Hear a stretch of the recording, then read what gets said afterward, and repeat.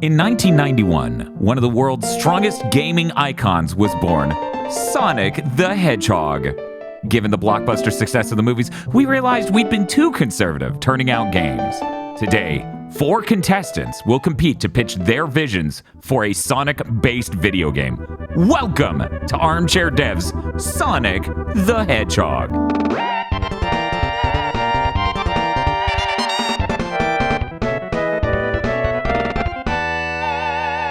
Hello and welcome to Armchair Devs. I'm your host, Dan the Businessman. We have 4 contestants who need to get out their elevator pitches and successful game ideas. Today we are joined by Bob Video Games. Gotta go fast.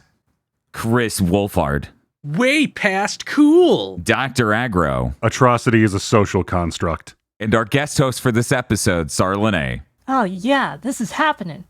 If you've never watched Armchair Devs before, what happens is we have 4 pitches from 4 contestants come together along with a drawing prompt that will be revealed halfway through the episode. These people need to sell me on their game pitch. The supremacy of their pitch over the others must be proven via the questions I ask, the drawings, and perhaps some evil backstabbing, giving later segments in this podcast. I'm very excited for today, so let's get to it. We're going to start our pitches with Dr. Agro. Agro, you have 30 seconds for your elevator pitch. After using Tails' newly built Chaos treadmill to run faster than ever before, Sonic encounters a strange new force that transports him and his friends into a world in crisis. In Sonic Flashpoint, Sonic and pals take on the role of some of the DC Universe's most beloved characters in order to stop Dr. Robrainiac from Robrainicizing all of Earth's heroes. Jump, swing, glide, and shoot your way through the city of Robotropolis, defeat Brainnicks, and earn 6 different in-game currencies to upgrade and outfit your freedom fighters in Sonic Flashpoint. In time. You. I'm back, baby. I'm very intrigued by this. The Sonic Flashpoint featuring the Chaos treadmill made by Tails. Can you run that Dr. Robotnik name past me again real quick? Dr. Robrainiac. Robrainiac, thank you. That's, I hate this. I'm so excited to learn more about your pitch. We'll go next to Bob for his 30-second elevator pitch whenever you're ready. A dark sorceress is summoning princesses from across time and space to awaken ancient dragons, but she didn't expect what flames her diabolical sparks would stir up. Sonic the Hedgehog Gaiden Blaze in the Forbidden Desert is a pseudo-regalia-like action-adventure game with explosion-based movement and third-person shooting set in a sand-swept Japanese castle where Blaze faces demons made of paper and dragons while collecting the dragon garnets. In time.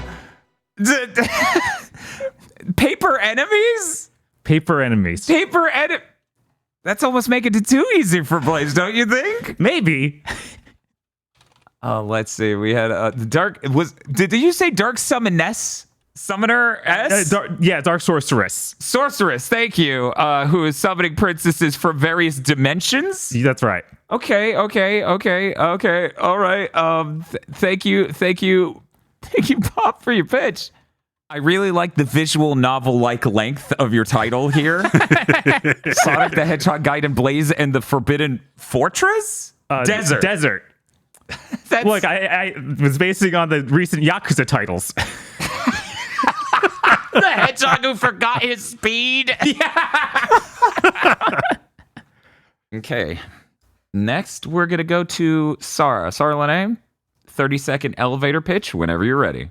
Director Eggman traps Sonic and his friends in the movies in Sonic Action. With a focus on gameplay over story, this 3D game introduces new character Jake the Eagle, a famous actor who will frequently help or hinder you along the way as you traverse each of its movie-based zones. We're back to Sonic Adventure 2 style gameplay to keep things simple and bring Sonic back to his roots. Lights, camera, Sonic Action. That's really good. And time. This is lights, camera, Sonic Action is really good. I feel like there might be a little bit of synergy between this pitch and an Altered Beast one we did years ago. I don't know. We'll have to find out when we get to a later segment to learn more about Jake the Eagle, possibly. I'm very excited. What's he do? He helps or hinders. That was covered in the 30 seconds. Okay, and to finish up, we're going to go next to Chris Wolfhart's pitch. Chris, you have 30 seconds. Return to actually having spin-offs in Sonic Gym Jam, a party fighting game in the vein of Power Stone and Dynamite Deca. Play alone or with friends and enjoy the variety of game modes, minigames, and 30-hour story mode in this way past cool classic arena-style brawling game. 30 hours? This is great. This is going to get NetherRealm a run for their money. Time. Gem Jam. I like the sound there. That's a strong name. Okay, well, with the elevator pitches out of the way, I now need to ask our contestants a couple questions each about their pitches. We're going to start with Chris. Chris, you seem to have put a lot of importance on your 30-hour story. Would you like to give me an idea of what that might be? What is the story of your game? Well, the plot of Sonic Gym Jam is that various Sonic characters have received invitations to a fighting tournament headed by Princess Sally Acorn. It is in the Casino Night Zone. The winner will receive the Chaos Emeralds that have somehow been collected and are inexplicably being used as the prize of this fighting tournament. It will have a Blaze Blue style visual novel story mode where you pick each character individually, and writing is cheap, so we're leaning on that. Ian Flynn's arm will be falling off.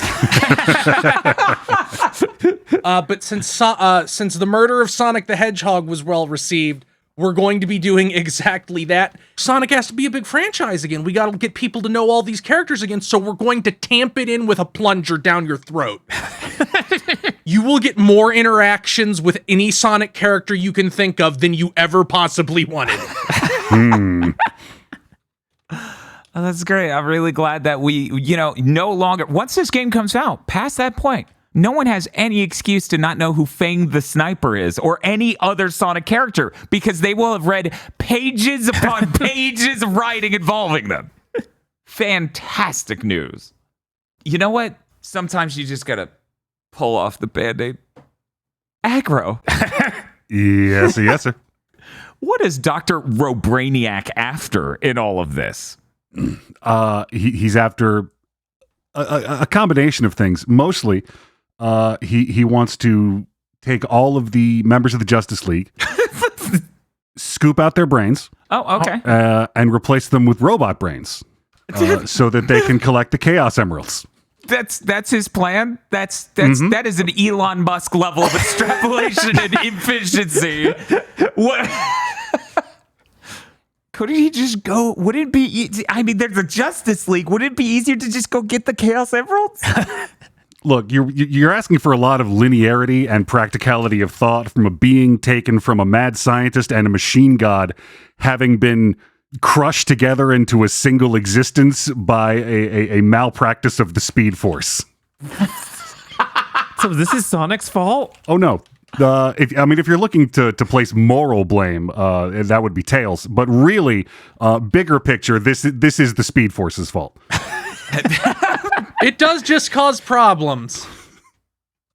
Bob, Yes. you said your game is a pseudo regalia like. Yes. Now, I'm cultured, so I know what that means. Mm-hmm. And our audience better as well.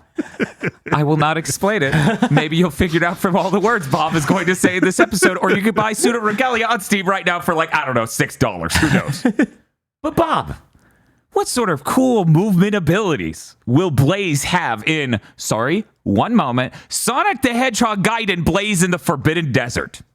Blaze will have a lot of cool movement options. Her main way of getting around will be explosions that are very reactive to things you're near. So if you're near a wall and do an explosion, you bounce away from it very quickly.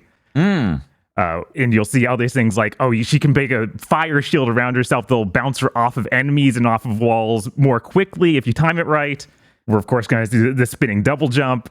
She's got a dash where she turns into dark fire and goes really fast in midair. And a long jump like dash on the ground. So with all sorts of movement options, she also gets fire grenades that can show on the wall and then blow those up to get her bouncing even farther. So all sorts of ways to break the game. So that last one is really like Metroid-y. You're doing the bomb bounce, basically. Basically, yes. But imagine more like the infamous Second Son, like show it the green out style. Oh yeah, she can also turn into a fire tiger and walk on air for a few seconds.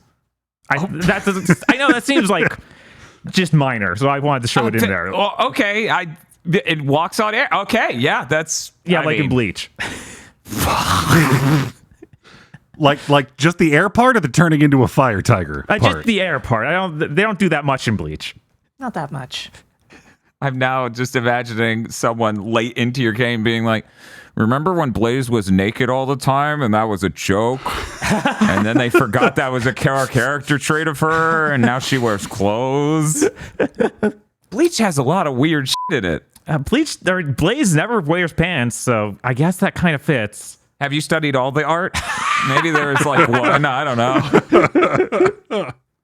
You did see the true ending of Rush Adventure, and if there was any time to put pants on for no reason, I guess that would have been it. I guess. Blaze is wearing pants, for the record. I was going to say, that's what I always assumed. I didn't get that. One moment. She's wearing white pants. Is that what's happening? Yeah. Huh. This is a bold vision from a singular mind. I mean, it does go into the fur tufts, so I kind of get not noticing that. So she's doing something different this time. She's naked. Because it's like pseudo regalia. Bob covered that in his pitch, yes, guys. Obviously. I Pay guess. attention. I mean, the pants are the same color as tail, so I thought that was all the same thing. No, the tail's purple. Oh no, Bob, you should have studied more Blaze art. I guess. Please send your Blaze art to Giga_Bob on Twitter. Oh no. Thank you. Now, Sarah. Yeah. The human mind likes to conceptualize things, put them in extrapolated boxes in order to make things more simple to deal with. This is how we develop over time to exert less energy and perhaps become more numb to the world around us. As such, on Armchair Devs here, I get to put this in the same sort of box that I put that Armchair Devs pitch for Alter Beast a while ago. Any specific movie references with your levels in Sonic Action? Are these specific parodies or genre parodies? Where are we going with the movie-based zones? There's a bit of column A and a bit of column B.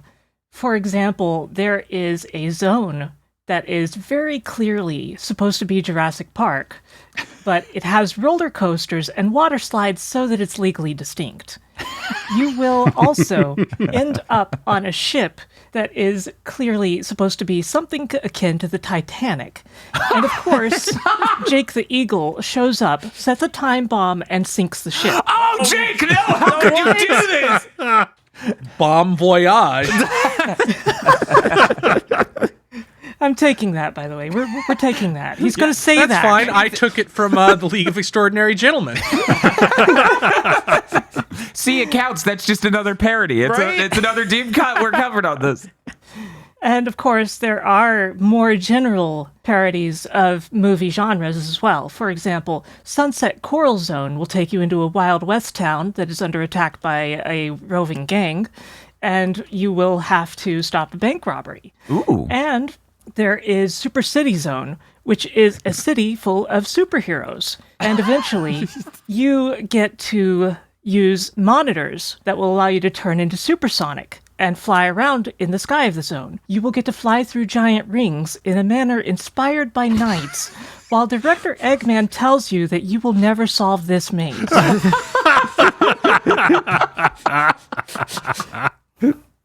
Also, we've come up with this really good parody concept for the final zone. I think that people will really dig it. It's really good. It's really original.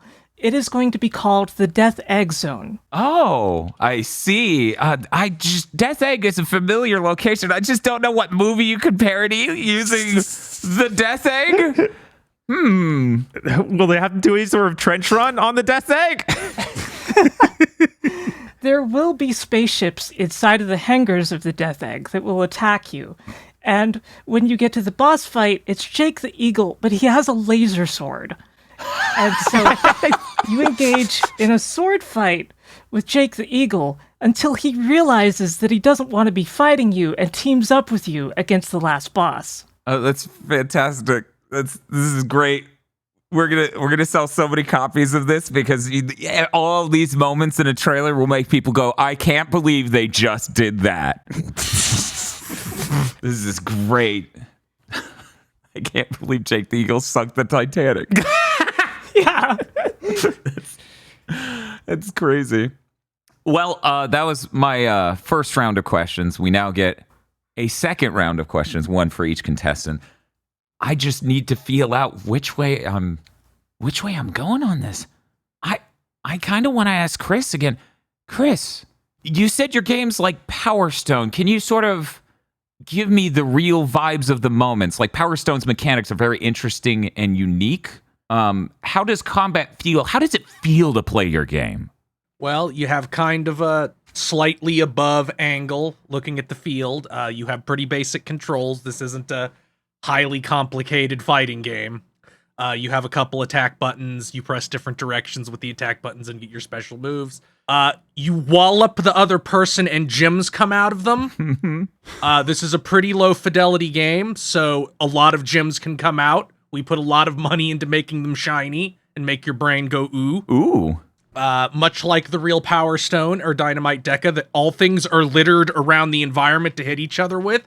So if you wanna see Tails just wailing on Amy Rose with a golf club, Yeah. this is the game for you. There are multiple different game modes, such as just have health bars to get all the gems by beating one person until they don't have any more gems. And in 3v3 mode, you can do point control and get mad at a whole new brand of person who won't stay on the point. That speaks to me on a deep, horrible level. There are also these short Fall Guys-esque platforming levels. It doesn't really lean into the Sonic physics that much, but it has a little bit of the Sonic Adventure type feel to it. Everybody kind of has identical physics because it's a competitive game, so that's how it has to work. But it's mostly don't get caught in the Crusher or get knocked off the Takeshi's Castle type obstacle course. For some reason, Sally Acorns put spikes down there. Why would Sally do this?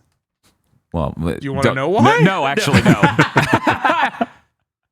That's too much. I would give you too much if I let you answer that. We're going to now move to Bob. What's up? Now, you said Blaze does not wear pants in your game because, once again, it's a pseudo-regalia-like. Right, of course. Are there accessibility features like making Blaze wear pants like in pseudo-regalia? Yes, of course. Dr. Aggro. Chili dog. What? No, I haven't asked the question yet. Is that now the answer to whatever question I asked? Like some horrible reverse? No, that is not how time works outside of the Speed Force. Dr. Aggro, how does time work in your game? Well, time is mostly linear. We have cut it up into several segments that correlate to hours and minutes. And those will relate to our recharging in-game energy system that you can spend one of the in-game currencies to reset as you complete missions and defeat brain nicks and collect rings and robobucks and gather intel from nodes. Or perhaps spend real money on Chaos Emerald shards, or Order Emerald shards, or Speed Force tokens. Well, why are there so many of these? Because there's lots to do in this game. There's a lot of content for you to enjoy as you play many of our fine characters and go through our wonderful story. Okay, normally I don't allow, I allow really small follow-up questions, but now I need to know. This isn't a Genshin, is it? Oh no, this is so we as an industry, we've gone into an area where it just costs too much. We've gotten bad at pre-production, so we've decided to streamline the process of creating a AAA service experience by hiring an experienced team with a wealth of pre-existing assets. We have hired Rocksteady Studios to basically Here, there reskin it Suicide is. Squad Kills the Justice League. Please be excited to see our brand new story involving such great characters as Captain Big Meringue, Dead Shadow, King Sonic, and Harley Cream's mom. Now hold on. Now hold on. Uh-huh. Who can say if this pitch is truly good or bad? As I said, atrocity is a social construct. It's a matter of perspective. There are so many questions I want to ask specifically about Jake the Eagle, but that I feel like I should save that for later, right? That's not a now thing. That's a later thing, in my opinion. So for the plot of your game, Sarah. Yeah? Is Sonic trapped in a hellscape of films of his own volition? Was a machine what drew him into this dimension of films? Is he trapped in the nostalgia fueled dream himself, perhaps in a coma like Ash Ketchum? Okay, so what happened was one day Eggman happened to be going by Sonic while Sonic was talking about how he doesn't really watch movies. He decided Sensitive or something? he decided that it was his personal duty to expose Sonic to the world of film. So he went to all of Sonic's friends and told them about this and how he wanted to get Sonic into movies, and everyone agreed to help, except Knuckles, who had to be tricked into it. And so they trap all of them in basically a haunted film projector that is controlled entirely by Eggman. And Jake the Eagle just happens to be this famous movie star who is in a lot of these movies already. I see. He's like the ghost in the shell. Yep, that's what that phrase means. Yes, I'm very cultured, thank you. Sonic didn't agree to this, but basically everyone else did. Okay. Well, having asked everyone 2 questions of equal value and importance, we must now move on to the drawing prompt. This episode, we actually have 2 drawings that I have asked for our pitches. The first one, a new Sonic character for your game, and the second, Sally Acorn as she is in your game. And yes, that second prompt is very forceful. Oh God, am I ready for this? Dr. Agro, would you like to show us fool. your Would you like to show us your drawings? Sure. Do you have a preference? Let's start with a new Sonic character. That sounds good. Let's start with that. Okay. At several points between missions in your live service gaming experience, you will have the opportunity to spend some of our several in-game currencies. You will do so by interacting with our brand new character. Why is it like this? Would you believe we didn't do this show for years for some reason? This is Ringy, the biblically accurate power ring. No. God. As it turns out, power rings exist in the interstitial between all dimensions as an expression of the Speed Force in perfect circular eternity. This is a nightmare. Oh my God. No, he's your friend. You buy consumables and upgrades from He him. does not look friend-shaped. He's the least friend-shaped thing possibly ever. I'm starting to think that maybe like the middle-aged riot girl version of Cream's mom isn't worth this. I'm just glad he's not that orc from like Shadows of Mordor 2. You know what? We're just going to go through everyone's original characters without Sally Acorn first, so I can immediately stop looking at aggro drawings. Good plan. Chris, who's your original character for your Sonic game that hopefully isn't the manifestation of the power ring? Okay, so In this game, the characters are you pick them individually in the story mode, but they're sorted into teams like KOF. Mm-hmm. And one of the teams is Eggman, Metal Sonic, and a new character, Heavy Queen. That's really good. She has a display port on her belly because in combat she is controlled by Sage. You can see Sage. You can see on the right when she's being controlled by Sage because Sage appears on her display port on the belly. That's awesome. She was only recently created, so she's kind of an airhead, and doesn't really like to fight. But she was built to help them in this tournament. She's carrying a cinder block because despite being very nice, for some reason, she just wants to hit Sonic with a cinder block. Everybody else she's fine with, but it's just this bizarre, like, cuteness, aggression, tier fixation on just slamming a cinder block into Sonic's head. I didn't draw this. I didn't draw this next one, but Eggman is wearing his exoskeleton suit from the comics to fight in this tournament. Oh my god. Ugh.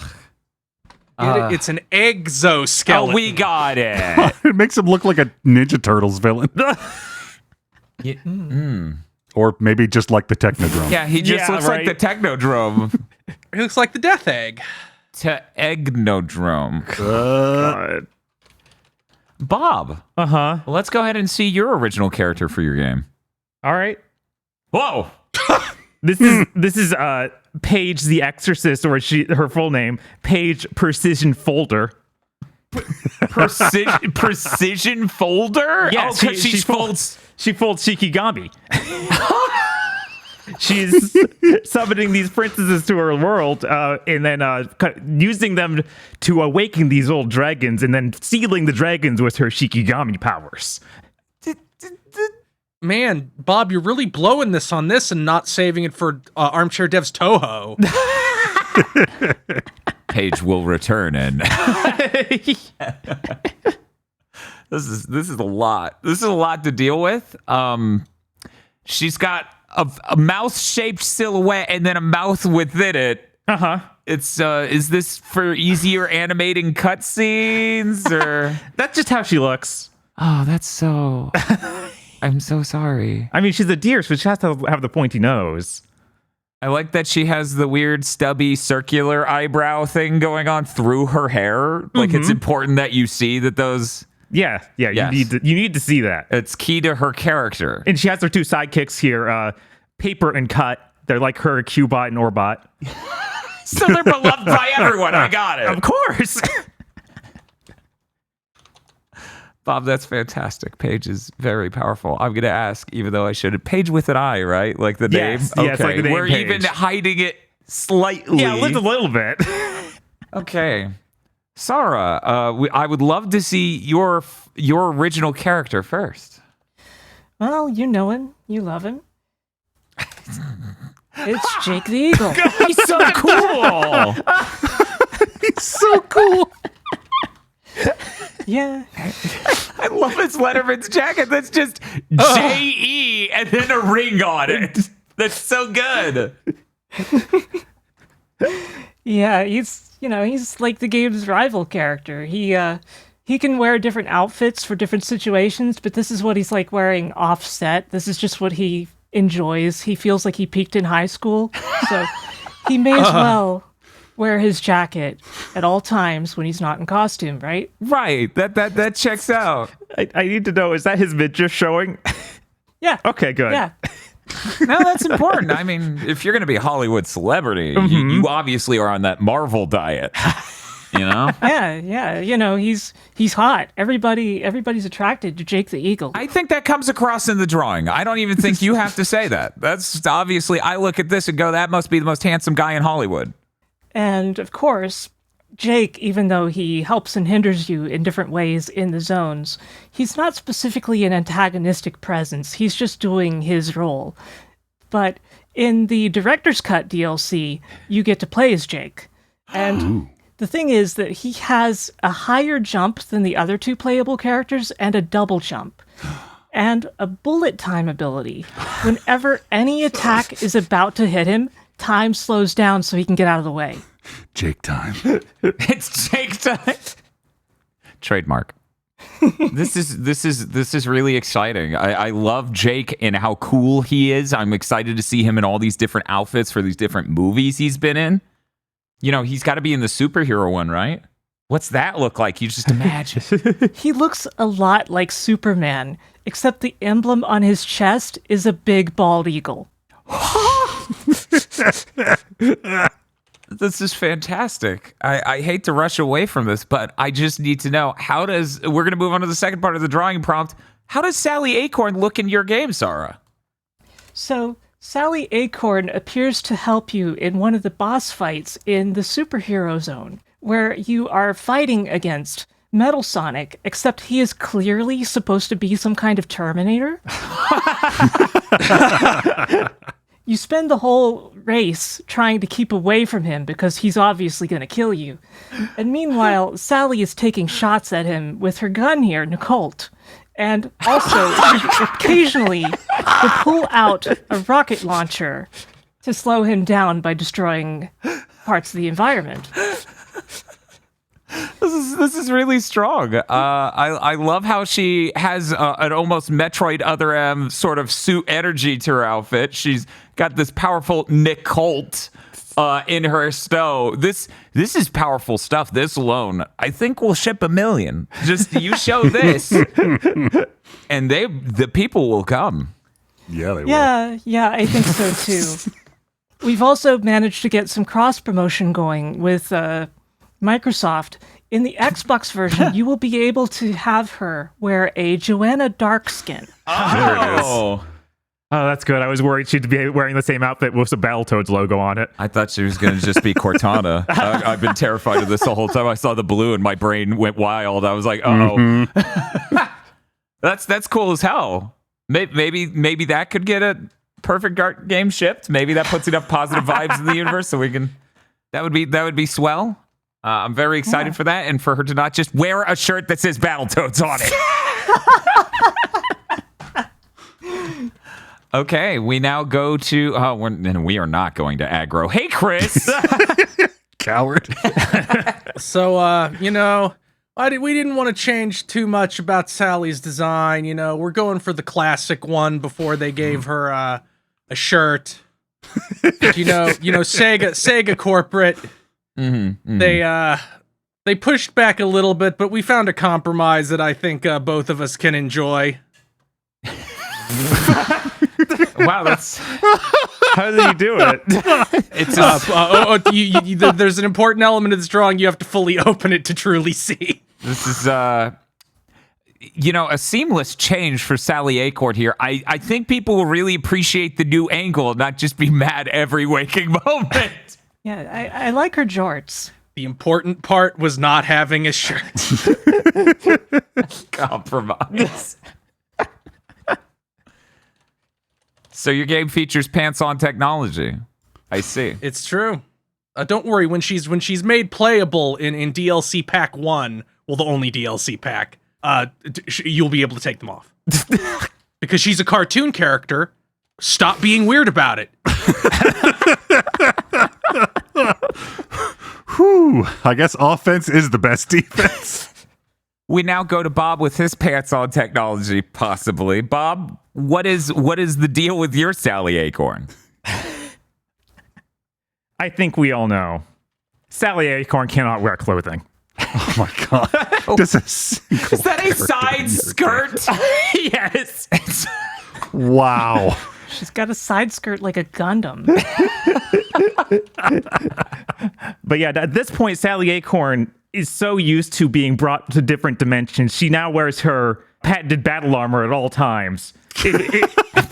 It's from a 1980s anime where it's bikini armor, but she doesn't wear clothing, so she can't wear the whole thing. Of course, that just makes sense, but at least she's got a nice bow tie. Right? She's classy. And also, she's more squirrel now. She has a full squirrel tail. I look forward to the comment section. But yeah, my game, she's been brought to this dimension because she had touched the deep power stone that now connects her more to the dragon. so she can interact with them and awaken them. Are her feet comfortable? God, no. Okay. Does she still have feet in there, or is this like a Star Fox situation? I think there's still feet in there. I mean, she just has small feet. I mean, I guess if you have the DLC, you can find out. Jesus. Dr. Aggro, Yes, sir. I hate enabling you, but I must see your drawing of Sally Acorn. I'd like to thank you for giving me this platform to express myself. It's not what I'm doing. Sally Acorn was the last person to be pulled by the Speed Force into the DC universe and smashed together with an already existing being. Oh, no.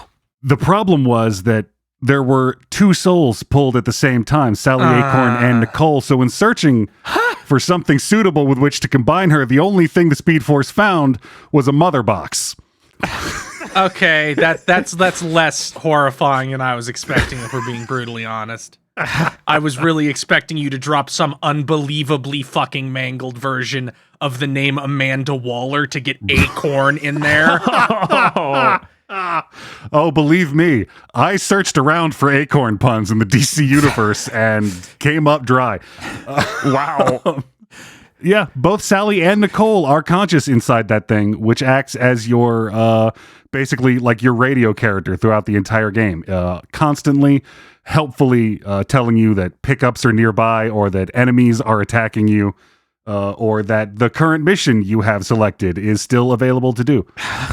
Man, aren't modern games great? You have like the pocket computer made by a race of literal gods, space gods, that can teleport you anywhere and do anything.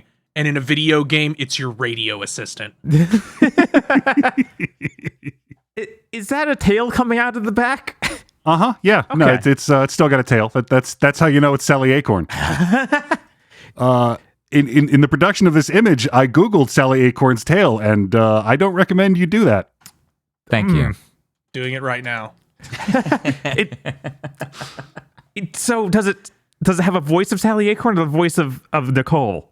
They're both in there. Yeah. Okay. So it's two different consciousnesses. Are they arguing or anything? Is this... Oh, yeah. No, it's very funny when they okay. argue. Great. Awesome. Fantastic. I'll trust you on that. And then when I play the game, I'll go, this is comedy. And then not question the quality of it in the least. Well, with the drawing showcase thankfully over, with no mangled, horrible cyborg hybrid Sally Acorn fused with a Dell computer going on, thank you for the simplicity of your drawing and not having intricate details. Aggro, this is now time for each guest to be host for one round of questions. They get to ask every other guest one question about their pitch. We're going to go ahead and start with Bob. Dr. Aggro, Yes, sir. what's the conversion rate for like real life money to whatever currency that gets you in the game? I mean, there are so many currencies. Right. Which currency and how much of it? Okay. 3 of the in-game currencies can be bought directly for real-world government-issued specie. 3. That would be the 3. That would be the Chaos Emerald Shards, which you can use to buy XP, damage, and health boosters. Oh my god. The Order Emerald Shards, which can be used to purchase premium cosmetics as well as permanent stat upgrades.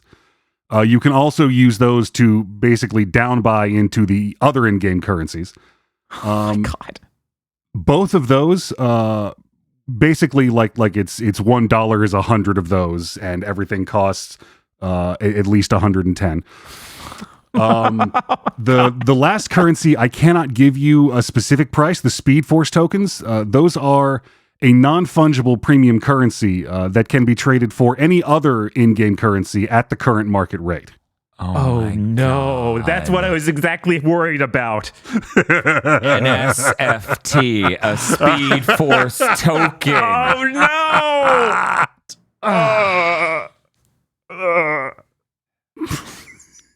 Thank you for stopping by. I'm happy to announce Armchair Dev's going back on break for another several years.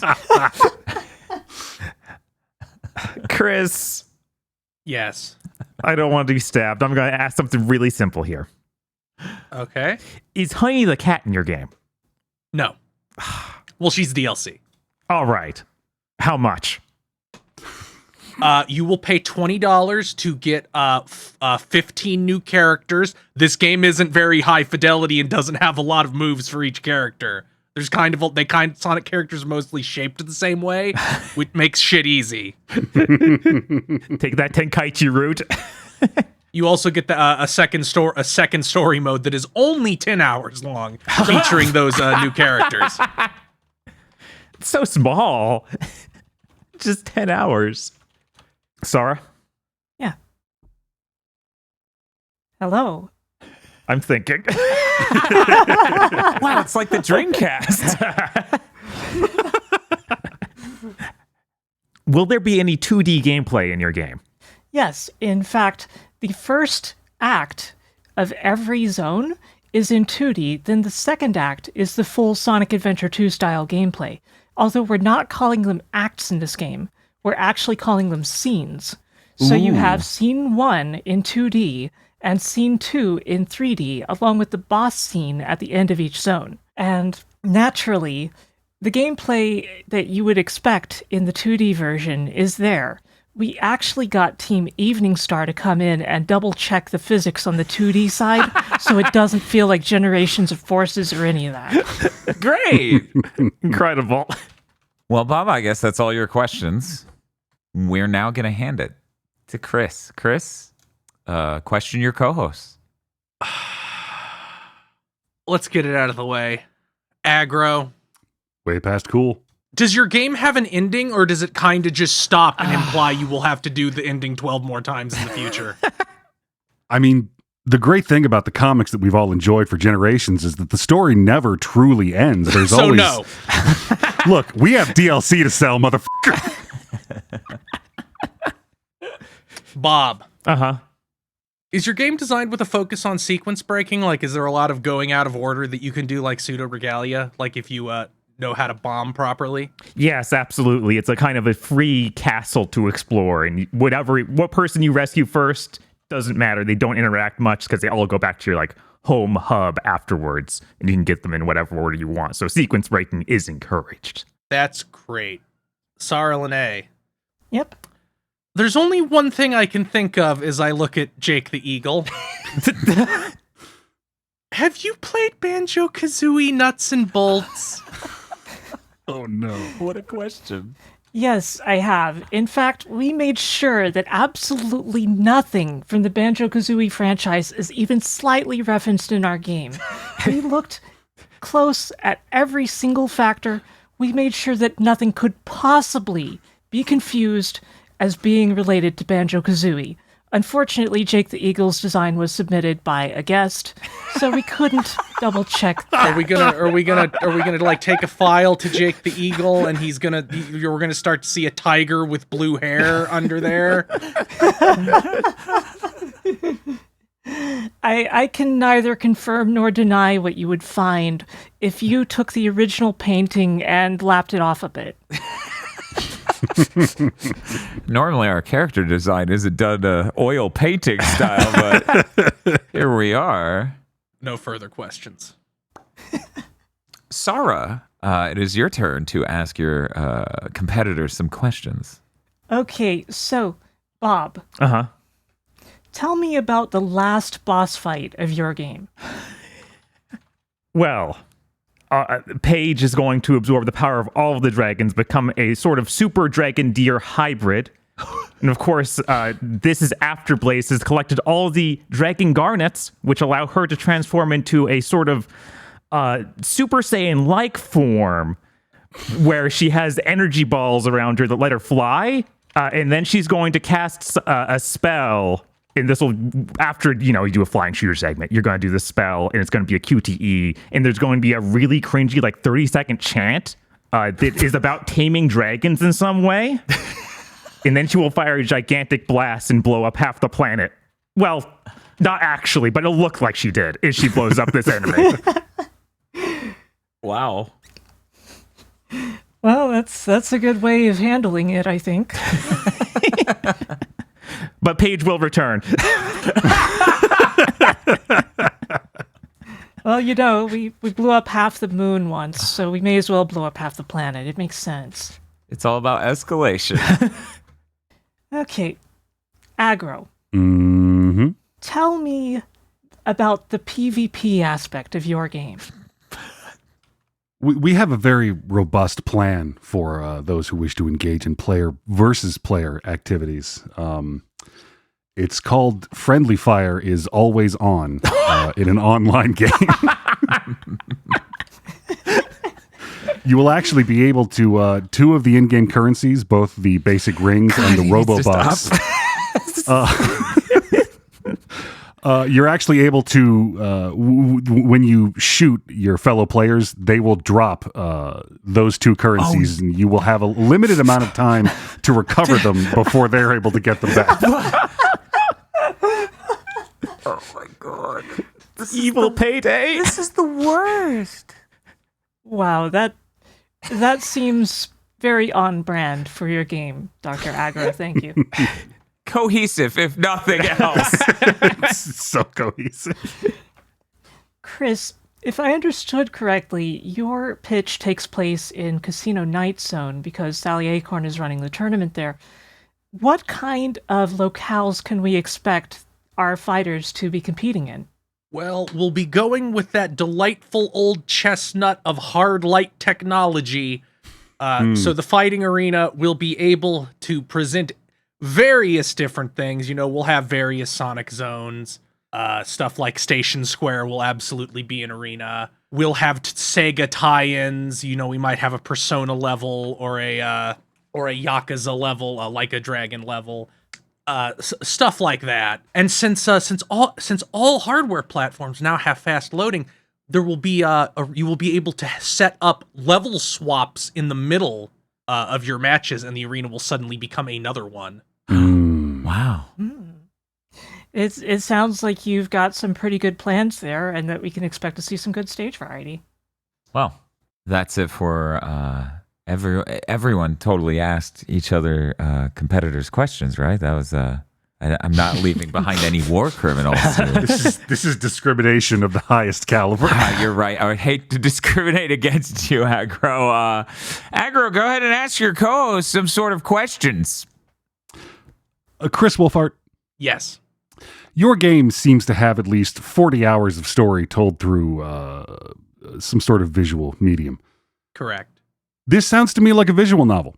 Now I have been to the internet, and they have told me that visual novels are bad and dumb and stupid, and I should hate them. So what is your plan for reversing decades of instilled dogma on this point in your marketing? Sonic fans. Bold. That's an act of faith. We're simply going to proudly boast about our story mode with tons of character interactions between Sonic characters. And if somebody wants to criticize that, God can judge them after hundreds of thousands of 14-year-olds do. Oh, atrocity really is a social construct. Sarah Lene, Yep. this character, Jake the Eagle, I'd like to circle back to him once more, compelling as he is. You said that he's going to be wearing various costumes, Right. and aiding you at different points in the game. Now, I have to ask, as a matter of setting player expectations, will one of these costumes, in fact, be the white uniform of the leader of the Science Ninja team, Ken the Eagle? Well, in our DLC stage, you actually play as a giant version of Sonic roaming around an island trying to fight a giant monster that is actually a giant photorealistic hedgehog. This stage is themed like Godzilla, and in this stage, Jake plays a fighter pilot who is trying to stop you and the monsters. And so in that stage, you will find he wears the outfit that you are hoping he will wear. Ooh. Delightful. Thank you very much. Bob, Yeah. in this game of yours, with a ridiculously long title that no one could possibly remember, Why would you make a game with a ridiculously long title that no one could remember? That's completely beyond me. I would never do it. This game in which no one seems to wear pants at any point. No, of course not. You have this deer character, Paige, also bereft of pants, who seems to have little paper spirit guardian friends. What does she call them? Their names are Paper and Cut. Mm-hmm. But what are they? They're Shikigami. They're Shikigami. Right. Not Shikagami. Right. Disappointing. Absolute blunder. I can't believe you've done this. No further questions.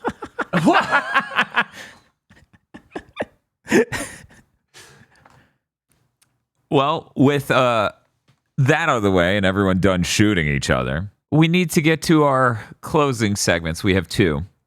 The first of which is, I want you all to tell me one thing about your game that nobody has asked about. This is it. This is the final moment to just get out there. This focused moment about this one thing. And we're going to start with Bob. My game is set in the desert because there's a lot of sand, and Blaze's powers turn that into glass, which looks very visually appealing. And also can be used as like footholds.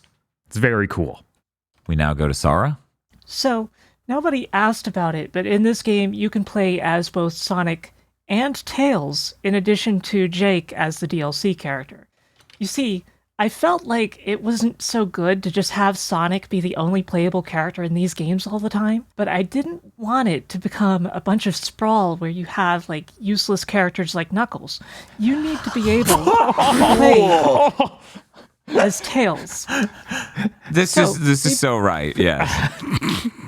So they're basically the same in terms of gameplay overall, except Sonic has the homing attack and the light speed dash, whereas Tails, of course, can fly.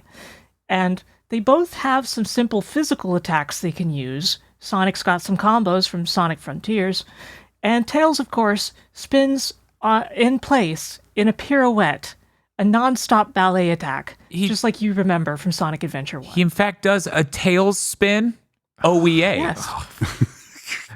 Is his head left spinning after that?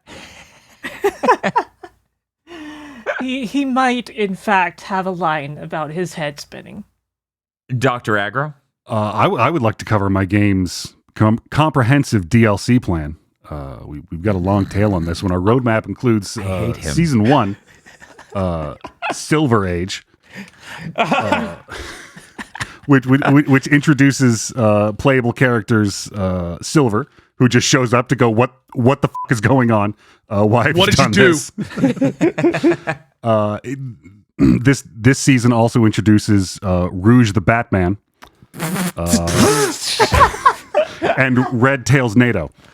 But okay, that one works. Season 2, Infinite Crisis, has Infinite, as well as Snowblaze.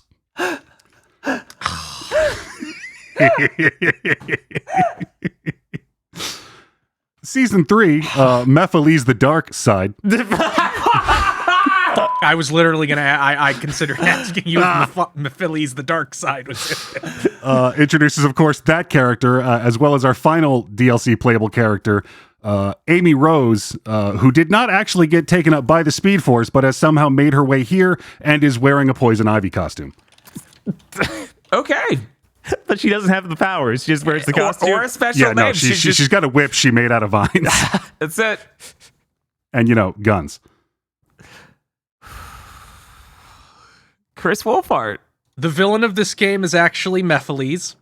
Ooh. We are introducing him into the main continuity. We are changing his backstory because if Sega's just never going to let anybody play 06, there's no reason to be beholden to its writing. Fair enough.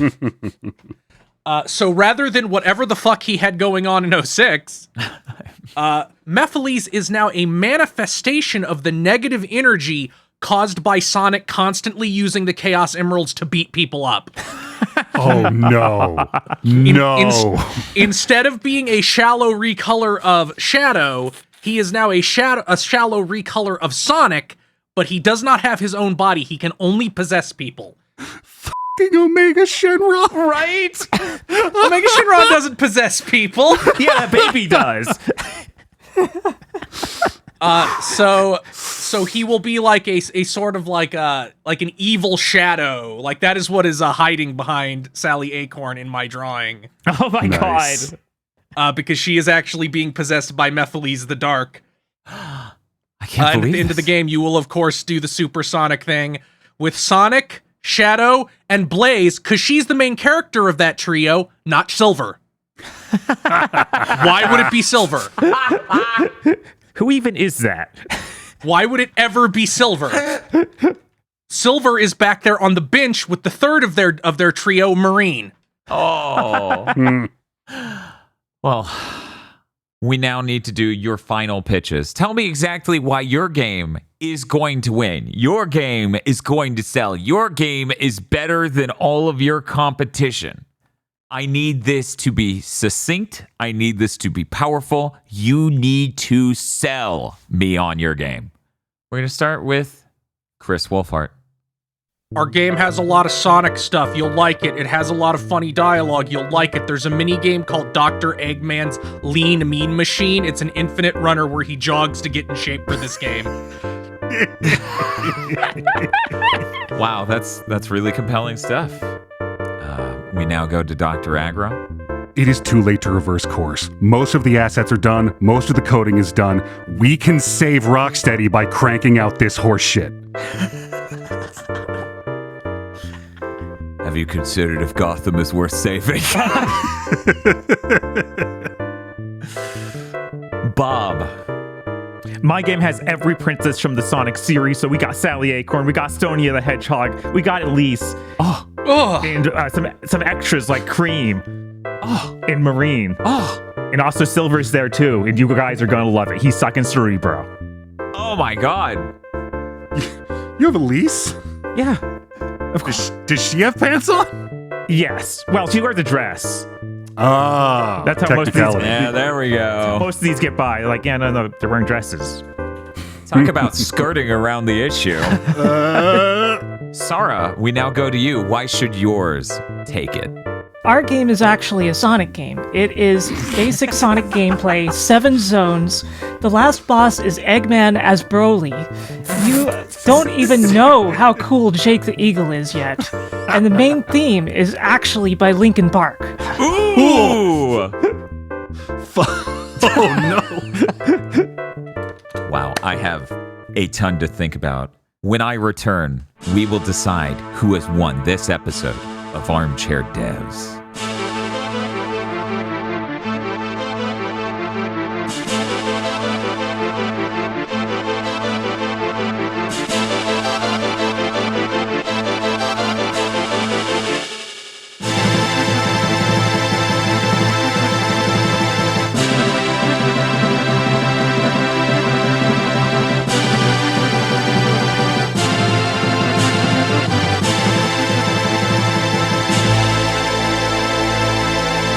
I've done much deliberations, and it's time to give feedback on each of your pitches before announcing who won this episode of Armchair Devs. Sonic the Hedgehog. We're going to start with Aggro. Aggro, you have a stunning vision of a game that was made. But worse. How? Or better. One moment. His bluff's getting me. No, that's worse. Okay. Whew, that was close. I had to think about that. Worse is a social construct. Chris, I think your insane amount of story is exactly what Sonic fans crave right now. And getting to show off all of those Sonic characters in this elaborate story is really, really important to giving energy to the franchise as people find Sonic characters again for the first time, maybe, and attach themselves strongly to them as they're characterized in all of this dialogue. Is fantastic. It's brilliant. Maybe through this and the clever name Sonic Gem Jam, we can sell Power Stone finally to the masses. Bob, turning the sand into glass in the desert as Blaze sounds like a really powerful idea. But have you considered Pseudo Regalia sold really well because it's about $7? Yes. Okay. But there are a bunch of princesses in your game. They're beds of princesses. And no pants, I hear. Not much. Not many pants, no. No pants princess party.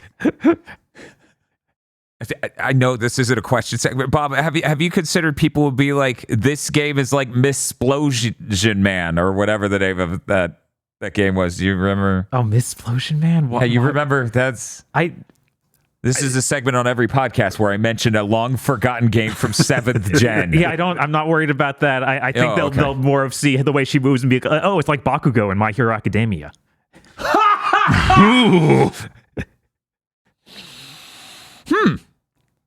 I think, Sarah, when it comes to Sonic action, we have some really compelling marketing material with the movie parodies, Jake the Eagle, the conceit for it. I think it's really funny. I think it's powerful stuff. But I wonder, are people ready for a Sonic game that's partially 2D and partially 3D? Oh no, might be a stretch. The time is now. It has all come down to this. You have said all of your words, and now judgment must be passed. The winner of this episode of Armchair Devs is Chris Wolfhart. Woo! I knew it. I mean, Sonic Gem Jam. You just hear that, and you're like, "Oh, that's brilliant." Man, I didn't even have to reveal that one of the DLC teams is Kiryu, Majima, and Ichiban, but as Sonic creatures. Whoa! Now he wins twice. That's how good that is.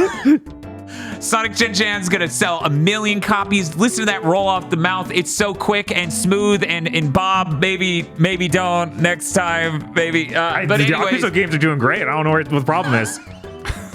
Somehow those Legend of Hero games are working. I'm very excited. I would have preferred Honey the Cat to be in the main game, no DLC, but you know what? We got some great DLC headed on the way, apparently. I just think Ian Flynn, easy shoo-in for hardcore Sonic fans. This is going to be great, and everyone knows that it's Power Stone. This isn't going to be f***ing expensive to make. It's a really simple game. I think this is a good, exciting new direction for the Sonic the Hedgehog franchise. I thank you, Chris Wolfhart, for your pitch. I thank everyone else's for theirs, but less so. And I thank you for listening to Armchair Devs.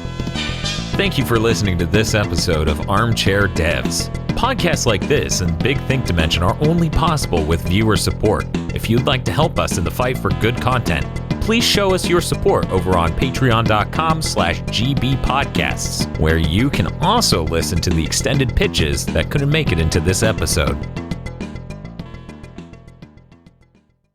The executive producers for this Gigboots video are Esme, Ely Broyles, Spaceman Spiff, Red Blaze 27, Brendan O'Sullivan, A Reminder for Symphony of War, Cooper Tank, Very Best Plot, Iconic Bane, and Rado.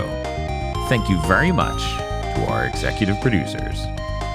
And also these guys. If you want to become an executive producer or normal patron, head on over to patreon.com/gigaboots today.